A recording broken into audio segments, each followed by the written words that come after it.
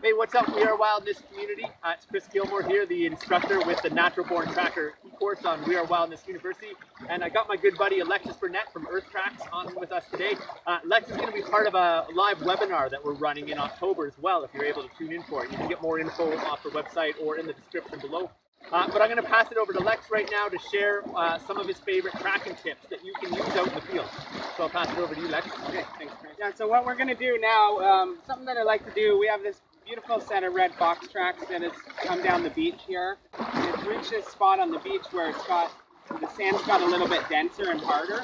I'm just going to go along the beach here and I'm going to start to mark them. And then when we come back and look at the pattern that is represented by the sticks, it helps to make the tracks pop out a little bit.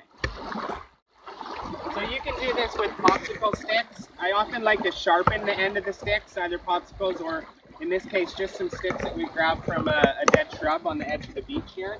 And I always mark them right into the heel. And I look for every track that I can find and I just gently press these sticks into where the heel of the track is. And I'm just moving on up. Once you start to establish a pattern there, Lex, what might that start to tell us about the animal itself, or what's going on, like the story?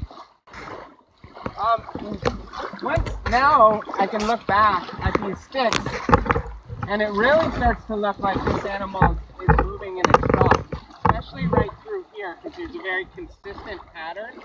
The animal's moving towards the camera, but the stride, the distance between each step of this red fox is very similar. It looks like it's about 16 inches, which tells me that it's more than likely moving in a trot.